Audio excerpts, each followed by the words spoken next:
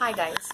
So are you looking to renew your passport in case it is lost? So today we are going to talk about if you have lost your passport and you're looking urgently to renew it without any hassle, and you want to be sure of what are the documents you need to keep in mind in order to avoid any delays or confusions.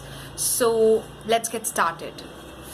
So today I got my passport delivered, and so here I'm making this video for that.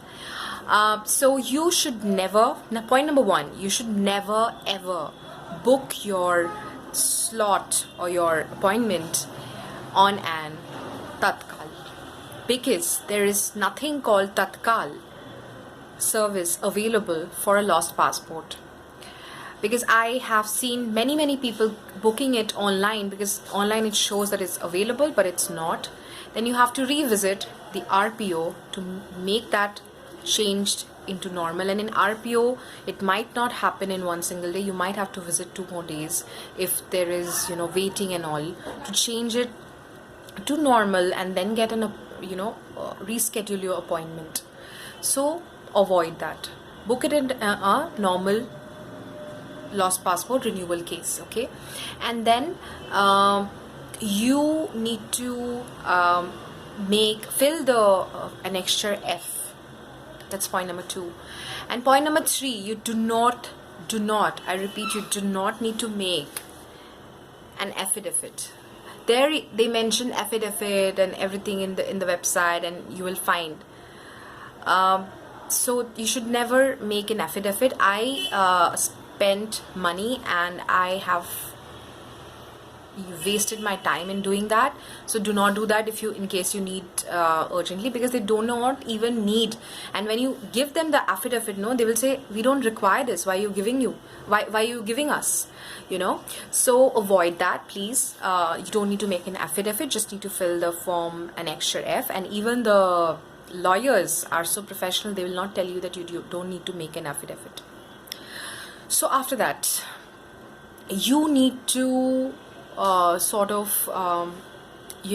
take a little extra cash in order to, in case you want to apply for a digital passport, which I did, and I hope many of you will prefer. So take extra cash, like about 1,000. You might require that for that digital one. And also when you get your appointment for your verification at the police station, then what are the documents that you should take? You should take your mother and father's voter ID card along with your identity proofs and your residential proof, that is electricity bill, most supposedly. And if in case any of your parents are not there, you should carry the original as scanned and the Xerox as well of all the documents that I'm saying. And also the GD. So first of all, I missed that point, that you have to make a GD of the lost passport. And there it is mentioned FIR in the website. I don't know for what reason, but you have to make a GD, okay? And take the original as well as the Xerox of the same in all these processes. And then wait for check with the concerned officer that whether they have given you the clearance, and you can you can also track your passport as dispatched. You will get notifications if you opted for it, giving 50 rupees extra in the PSK. And so avoid all this. Avoid the affidavit, which is unnecessarily, and avoid the affidavit that is unnecessary, and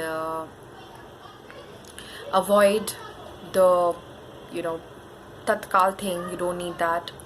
So all these things, I made a mistake, and